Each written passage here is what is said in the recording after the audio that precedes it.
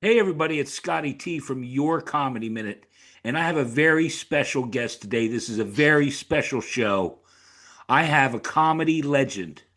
Sylvia Traymore Morrison is here. Sylvia, I cannot thank you enough for coming on the show. Oh, thank you, Scott. I'm I mean that excited. from the bottom of my heart. I believe you. I do. And You are a living legend, thank you. not just comedy, but about everything in life. You represent everything that's good in the world. What do you think about Wow. that? That's pretty powerful. You're an amazing woman. That's pretty It's powerful. an honor to meet you. Thank you. So many people that I Thank you very admire much. you. Patrice DeVoe said you ought to read her book. There's so many people, the Gwyn Factor, so many people that I love you, so I love you. Yeah. Thank you. Well, let's start I, with September 26th. We have a huge show at the Lincoln Theater in Washington, D.C. Tell everybody about that if you don't mind, Sylvia. I'm really excited about it because first of all, I'm originally from Washington, D.C. And as a little girl, I used to go to U Street, where the Lincoln is located in Northwest Washington. There were three movie theaters there, but we always went to the Lincoln because it was the nicest and, it was just good.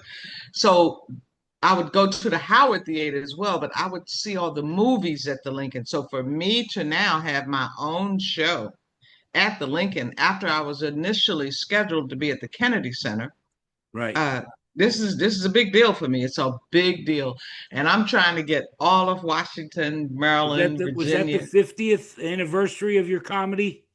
That would 50th? no, my 50th was in 2000, I think, yeah, Okay. 19, All right. 2019. All right. Yeah.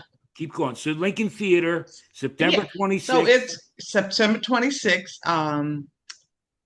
We are it's actually a comedy special that we're taping and also a portion of my documentary. Right. So I'm so excited because I went in, I saw all the big giant cameras and all the people who are working on this, and I'm so excited. I'm so Yeah. excited. I really am. I know you are. And that's why I want to make sure that I do everything I can to help out. I'm going to get this up. I'm going to put all the links to your Facebook, your Instagram, everything, the tickets to the shows, and even your TikTok. How about, did you see? I just went on I'm just TikTok. playing. I'm just playing. No, but wait a minute, Scott. I went on TikTok the other day and I I posted. know. I know all You about. see, I know everything about you. Go ahead. do you know I have almost 100,000 hits on that? I doesn't surprise me. I was People so are starting to excited. find out who you are. Yeah, I yeah. know a lot of people that don't know who you are, so let's try and get them caught up real quick. I know we don't have a lot of time. Okay. I want to go back to the beginning.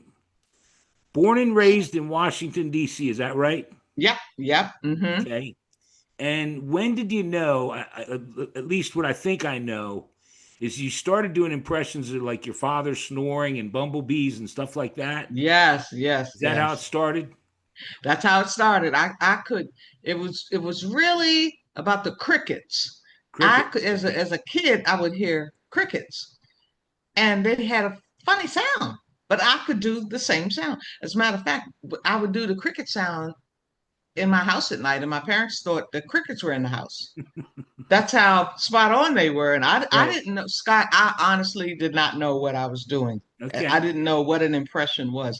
I just know I could hear sounds and I could repeat them. How old were you? I think I may have been about 5 Okay. because in my kindergarten class, my teacher, my kindergarten, I'm sorry, my first grade school teacher, Miss Daly, I'll never forget her. She saw something because she called me up to her office and she said, "Listen, I want you to go home and I want you to learn the first verse of the Bible, Genesis. I want you to remember the first. I want you to remember every word." Okay. And I was so tickled pink that she thought enough of me. And I didn't even know I was doing this at that age. But I went home, I learned Genesis, the Right. first five pieces, the Right. first one, two, three, four, and five. And when I got back, she came up to the stage and she said, "Ladies and gentlemen," something to this effect. I don't remember word for word, but she said, "We have something special for you." And she said, "Sylvia, come on up." And I went up. She whispered in my ear. She said, "I want you to do it exactly like you did in the rehearsal, and don't be afraid." So I said to myself, I'm not afraid at all, you know. Yeah, And Scott, I don't know where it came from. you I killed don't it. know, but this is what it sounded like. I'm gonna give it to you right now. Okay, go It ahead. was like this. In the beginning, God created the heaven and the earth. And the audience went bananas. I didn't even have to get through all. They were like, who is this little child up Yeah, there like that? And so from that day forward, I was imitating my teachers, my principal, my neighbors, my friends, parents. You know, I didn't know it was a gift. I just, right. nobody knew it. In my neighborhood, we didn't know what an impressionist was. The first impressionist I even heard about was Richard Little. Rich Little. That's the first one. I had a girl on the So show. that's how that started. I had a girl on the show that opened for Rich Little, but Oh, she thought it was Little Richard. Swear to God. Swear to God. Swear to God. You have to check it that's out. funny. Well, let's move on because in other words, so you started real young, and then did you because the first thing I we talked a little bit on the phone, the Miss Black America pageant was where you think you now were you doing comedy at that point or was it just you were just beautiful? I was doing mostly imitations, comedy out of imitations. Okay. Um, Were you I perform? No, remember, I was just wondering, were you performing comedy yeah, at that point? Okay, you were performing. yeah, oh yeah, yeah, yeah. I was, Okay. I think, well, I my first big time show, I mean big, was Okay. at Constitution Hall in Washington I D.C. knew it. I've been there. Yeah, in Believe it or 1969. not, I saw Ozzy Osbourne there.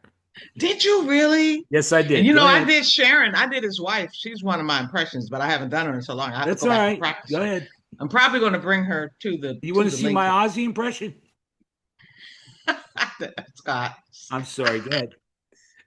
Go ahead. that's hilarious. No, I'm not. I'm not So yeah, funny. I was doing impressions, and I still hadn't figured out that this would be something I do for the rest of my life. I just did it on the streets. I'd meet somebody and I could always hear how somebody sounded, and the hearing of it always just traveled down to my voice. And I would come right out with who they were. And people would say, "Oh my God, you sound just like him, or you sound just like her." You know, it was Okay. like, oh, Well, and I okay. didn't mean to jump ahead. I just know we're pressed for time. Take me from, you know, the youngster doing and then in school to Constitution Hall to the Miss Black America pageant. Get me Oh, through all okay. that. Yeah. So while I was in school, after I got into middle school, I ran into these girls. They wanted to put together a singing group, and Okay. we did. And it kind of like fell apart. And then I joined another singing group, Okay. and that's when we got invited by the mayor, the first mayor of Washington, D.C., Walter Washington. The Okay. first mayor. He invited us because they were giving this key to the city to Washington, D.C., to some jazz great. I didn't know anything about jazz. I knew about Motown and the Temptation, you know, my Yeah. culture. But when they said jazz, well, jazz is my culture too, but I'm just saying it's all of our cultures.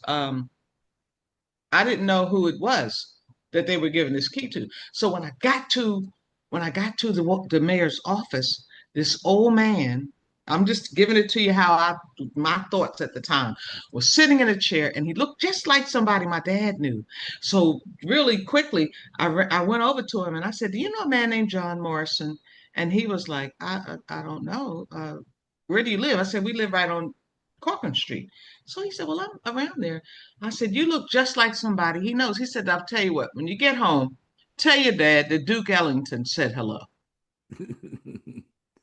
And I didn't know who a Duke Ellington, a Duke Right. Right. eat nothing. So when I got Okay. home, I told my father, I said, Right. "This man named Duke I said, "This man told me to say hello to you." He said, "Who?" I said, "Duke Ellington." And my father looked at me and said, "What? Yeah. Did you get his autograph?" I didn't know I was supposed to get an autograph. Okay. I didn't know who a Duke Ellington was. And so uh, when we got out of school, we went through high school. And I remember the day we graduated, Scott. I remember it so well because I was alone. I was by myself and I wasn't with the group anymore. The group had broken up and it was just me. And I said, "So I know I want to go to college. but what am I going to do with my life? Okay. And for whatever reason, people from everywhere started calling me after they heard me do impressions in high school. They wanted me to do their mother's birthday or their dad's, Okay. whatever, this one's graduation. And people started bringing me into their homes because there was no platforms, no comedy clubs at that Right. time. We're talking 69, 1970. And if they were, they weren't trying to bring in women that looked like me. Right. Okay. They just weren't. And Okay. so I just started going all over the place in people's front yards and living Perform. rooms and dining rooms and back porches and cookouts and Right. performing. And they all my life, there's always been two impressions that I do that people always want to hear. Back then, it was Jane Hathaway from the Beverly Hillbillies, Mr. Sure. Clover, Jethro, Holly Mae. I don't know. Did you ever watch Yeah. that show? Sure. Sure. Go ahead. Okay. And the other one was Lily Tomlin. Um, I figured out that I would have to do this by myself, but I didn't want to be a singer because really singing at that time was that was my strong point. But the impressions were my different. I was different from everybody else. All these beautiful girls coming out on stage and they were singing and dancing, and none of them could do impressions. So I was in Okay. a level all by myself. And I got a job at this place in DC called the Chef's Table. Anybody that's originally from DC will tell you, "Oh my God, you worked at the Chef's Table?" Right. Yeah, because there was nowhere else for me to go. And keep in mind, I'm not getting paid at all for none of this stuff. None Right. of it. I did the first 10 years of my career uh, with no money Yeah. everywhere I went. I didn't get paid because I was too excited just to be on You were stage. building the brand. Yeah. And I did get paid when I went to Europe to enter today, but that's in the Miss Black America thing. Okay. I'm right there. I'm right there now. But finally, And yeah, we're going to say it took a long time. We're never going to get to Whitney Houston or Muhammad Ali, Saturday Night Live. Now okay. we're going to get all the book. Never going to get it all in. It's all your fault. I'm doing my part. Yes, you are. And we We're finally excuse me. to the business. And let me just get it if I can. Bernadette Stannis Thelma from Good Times. You and her tied. We tied in the Miss Black America pageant for Right. first place. We both I know tied. Good Times. JJ Walker. I used to watch the show. Yes, J.J. Walker. All in the Well, Family, all Norman Lear stuff. Bernadette was given a card to go audition for the part of Thelma. They sent me to Europe to entertain the American troops from the Vietnam Vietnam. War. Yeah, Yeah. yeah. So I did all, while she was auditioning, I was over in another land And you were, performing. But while I was but you there, there was finally this, making some money. You said you finally got some money. I got a little bit, A not, little bit of money. Okay. at least it was something, All right. it was something, but So this somehow guy we was did get to watching. Constitution Hall. We missed Constitution Hall. Oh, I didn't, I thought, okay. No, Yeah, I don't well, know. Let's keep going. We'll never get to anything else. okay.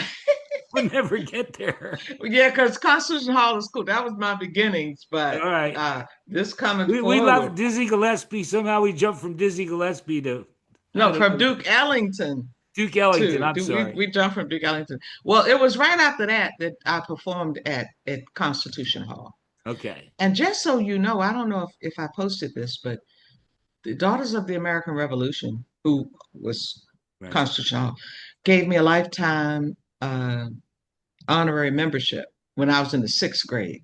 But that had nothing to do with my comedy, although I did Okay. imitate somebody that was associated with that.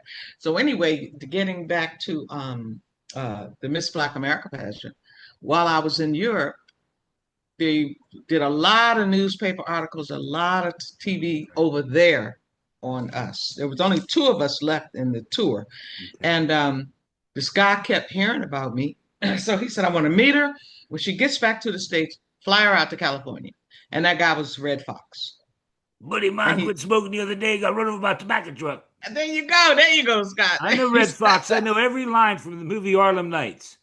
Oh Every wow. line. Well, he gave me Tell that my old first. frog face grab voice dude take a slow walk and that's bring back the money. Otherwise, I'll stick your ass. I'm gonna stick him. Oh my God! Yes, you do know. Then Look he at snake eyes you. Wilson. I've been doing this shit for 40 years. And call the dice before they stop rolling. That is way too funny. I knew every Well, line. at any rate, He I'm he sorry. brought me out to California Red Fox. and gave me a contract as my manager. He was my first manager. But while I'm in California, while he's getting doing all this stuff with Sanford and Son and getting his life together, I found a club, a comedy club, and it was called the Comedy Store. Hmm. And you had to get in line and get a number, and they'd give you 3 minutes on stage. And if Mitzi Shore liked you, she would invite you back. Okay. So I got in line, and there was this guy behind me, and he said, "Boy, is this tough." We just talked. And that guy was Robin Williams. Okay. So once we did our parts, he came out and he said, "You know what, Sylvia? You're going to be big. You're going to be big." And he said, I've never seen anybody like you. And that same day, there was David Letterman. I think it was the same day because somehow or another I got in touch with David. I mean, I worked with David Letterman and Jay Leno, but Okay. Robin was my guy. Right. Okay. Robin Williams was my guy. He I thought always George Wallace encouraged. was gonna because I thought George was writing for Red Fox at some point. You know what? I didn't know George at that time. I Okay. always wanted to know George because I love George Wallace, but there was no way I was going to get anywhere near him because I didn't know anybody. Okay. All I right. didn't meet George until the last, since I met George in 2019 in Okay. Vegas.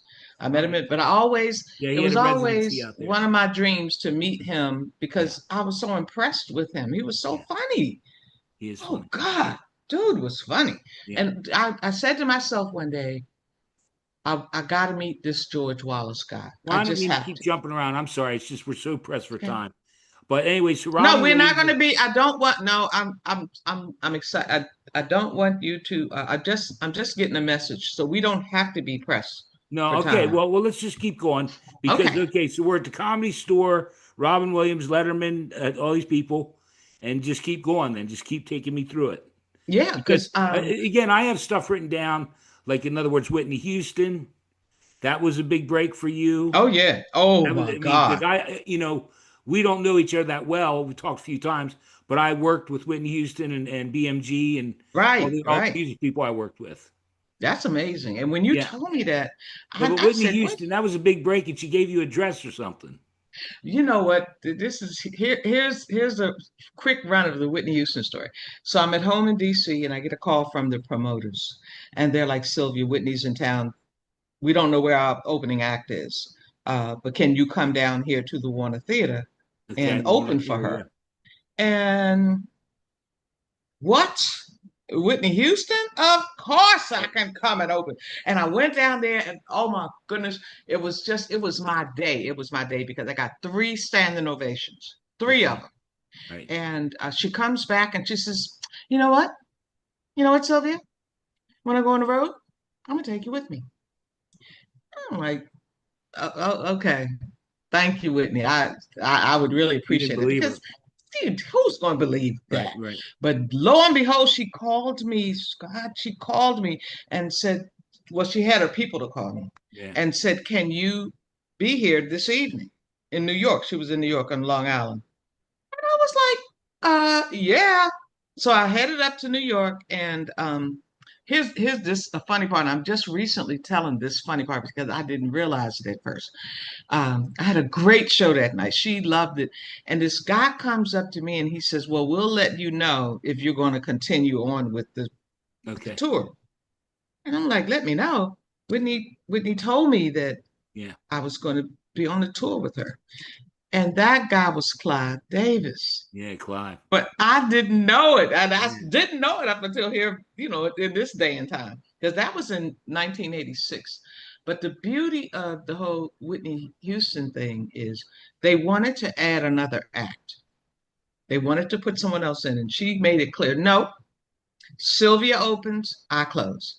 Wow. And every city we went in, Scott, I don't care where we were, there would be a large marquee up in the air that says, "Tonight, Whitney Houston." And she made sure everyone said, "And Sylvia Traymore Morrison." Wow. So beyond the Whitney Houston, we want to touch on Saturday Night Live because that's impressive as heck. Okay. First, Now, you first know class. what? The Saturday Night Live came before Whitney Houston. All right, all right. Yeah, the Saturday Night Live episode happened after the Muhammad Ali episode. Okay, yeah. So You know what? I'm we sorry really, because I I got really, my. Yeah, tell them about Muhammad Ali. Then we'll get to okay. Saturday Night Live. Well, yeah, exactly. That's how that happened. So I'm sitting at home. I'm in New York now. I live in New York, and I pick up the newspaper and I see Muhammad Ali to be roasted at the Apollo Theater, host Richard Pryor. So I said, I gotta be there. It's Richard Pryor and it's Muhammad Ali. I have Right. to be there. I'm going to be there. Didn't know a soul. I didn't know Okay. who to call, what to do. Okay. Couldn't afford the tickets, and so I told my roommate, I said, I'm going to crash that roast. That's what I'm going. I'm going. I know they're going to lock me up. I know I'm going to get in trouble, but they will know that Sylvia Traymore Jamal Morrison was Morrison's going to there. be at that show. Yeah. And the day rather of the roast. Now you're talking Muhammad Ali in his prime. Yeah. I watched it. Everybody that was on the panel I was know it. somebody, Yeah. you know. And I'm in San Antonio, Texas, and I get a call from my girlfriend, um, who I went to Europe with, one of the girls I went to Europe with. And she said, Sylvia, guess what? She said, where are you? Where are you? I said, I'm in San Antonio. She said, get on a plane, get on a plane, get on a plane right now. Go and find yourself a plane. And I said, what? She said, are you sitting down? I said, yeah. So she said, you don't have to crash the roast. I said, yes, I do. And you and nobody else is going to talk me out of it. I'm going to crash the roast. She says, listen to me. You do not have to crash that roast. I said, and why not? She said, because you're going to be hosting it. And I Wow. said, what are you talking about? She said, Richard Pryor called today and said he couldn't make it. And Dick Gregory, who was the executive producer of the roast, didn't have anybody to replace him. So, okay, they can leave me a message with time. She said, so I told him about you and he couldn't believe it. He said, bring her in. And that's what they did. So while oh my God, what that, it's such a lifetime memory I'll never forget. So to fast forward, it's time for me to introduce Muhammad Ali. And I'm looking, they bring him down, all of his security and all that other crazy stuff that they do with the Right. real high, the big ones. And I see him standing there, Scott. And I've never seen anybody like that before. It's Right. like he was perfectly made. His suit must have cost thousands and thousands of dollars. Right. His hair was cropped perfect. He stood there and he was shining. I've never seen a man like that. And I told him, I said, Mr. Ali, I'm going to bring you out, but I have a surprise for you. So I went to the front of the audience and I rewrote his poem, Fly Like a Butterfly, Sting Like a Bee. Man, this we're talking 1979, so Yeah. today this might not be so hot with people. But the poem started out. The one that I rewrote said, "Float like a butterfly, sting like a bee.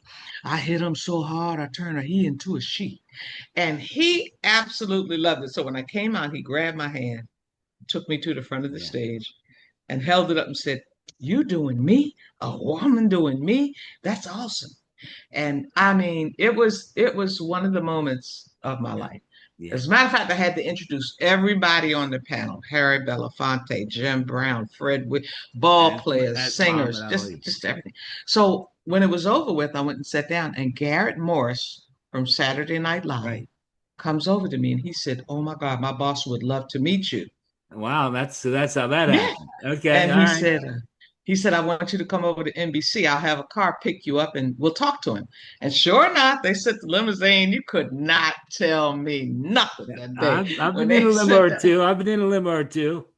They did. And we got in there, and there I was with Lauren Michaels. And he said to me, he said, we have difficulty. This is Lauren Michaels saying, Yeah. we have difficulty doing skits on Black women. So maybe you could help us. Maybe you could come up with some stuff. And I was like, I will come up with whatever it is you want. I got you. Right. And so uh, That's he funny. he offered me the job right on the spot. So now I'm at Saturday Night Live. I couldn't even believe it. This little girl who used to do crickets and bumblebees and all Yeah. the other kind of stuff. I'm at Saturday Night Live as an associate writer. So And then Whitney came after that. Yeah, Whitney came. Yeah, she came. She that was in 1979 when I You did the just it just roast. seems like you just got one blessing after another blessing after another.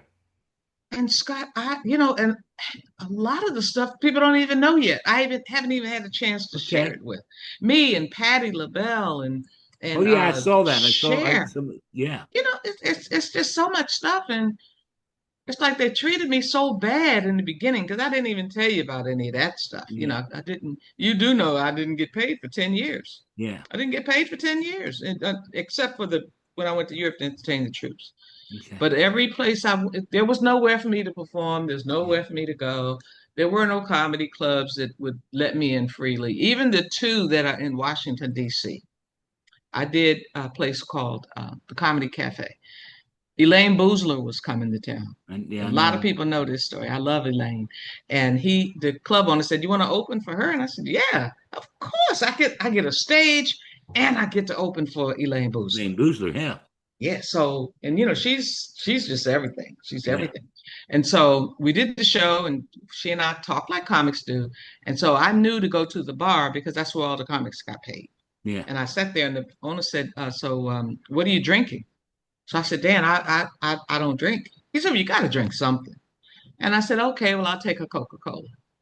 And he gave me a Coca-Cola, Uh, and uh, that was uh, it. Everybody knows when he left the cash register, you were done and paid and everything. So I said, okay, well, whatever. I was just happy to be on the stage with her, on right, the right. show with her. Then he comes and says, Rosie O'Donnell is coming to town. Okay. You want to open for her? Oh yeah.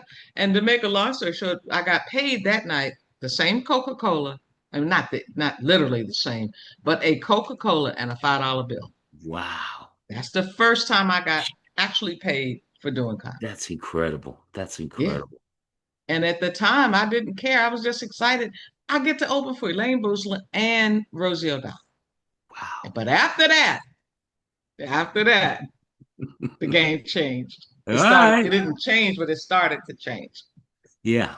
So I started getting calls, and most people would always say, you need to do it for the exposure. And I wanted to say, I'm done with doing stuff for the exposure. I gotta pay my car note. I gotta do this. I Does it gotta do that. I got rent. I had, does it uh, look like I have a red cross on my yeah, shirt? I'm not the Red Cross. Sylvia yes, needs to get paid. yeah. Now a lot of this stuff I'm telling on my show at the Yeah, Lincoln right. Theater, but I'll be able to um, tell some other stuff because I've been talking about this stuff for years. Right, right. And after um, the Whitney Houston thing, it was like I finally started getting some recognition. But then when I did the Muhammad Ali roast and I replaced Richard Pryor, everybody was like, well, who is this? And how does she rate enough Yeah, to replace Richard Pryor? Well, Dick Gregory, God rest his soul, after he saw me, he thought I was just everything. yeah, He said, where have you been and how come we don't know you? And that's been the question all of my adult yeah, entertainment life. How come we don't know you? And especially with all the stuff I've done. yeah. I've Well, done so much stuff with so many big, big, big names. yeah, I'm George.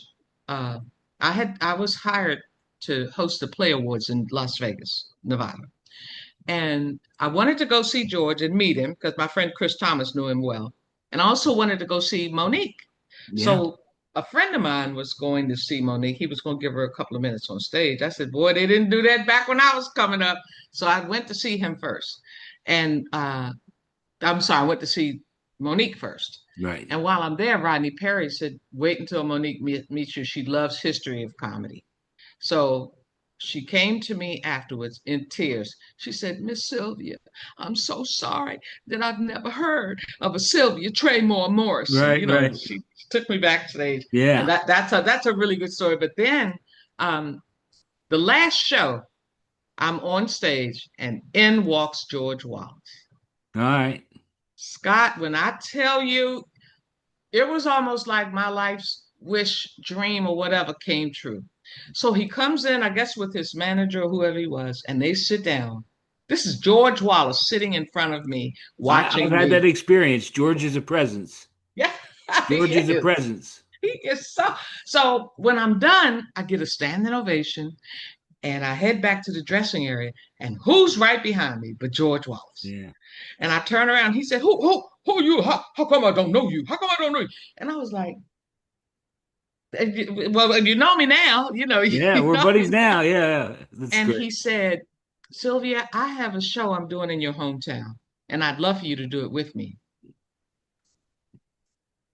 This George Wallace, the little girl that couldn't wait to And you've meet been doing a him. batch of. That's how I got to know you. You did one in DC not too long ago. Yeah. And he uh brought me up because there was up to the Bethesda Blues and Jazz Club.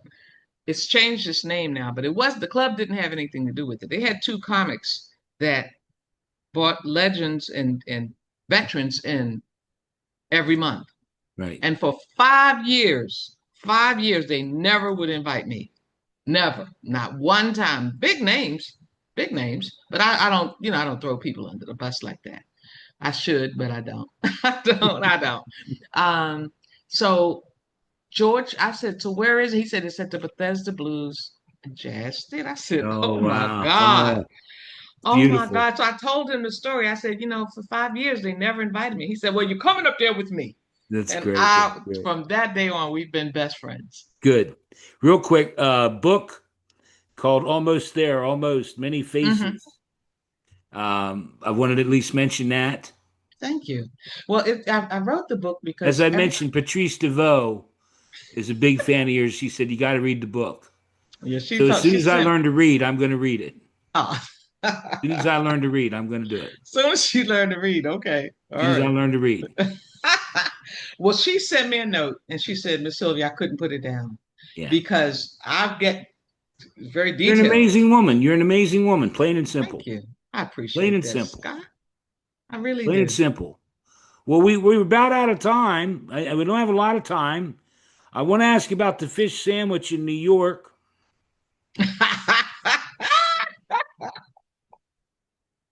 I did not know that that video was going to get the attention that it got.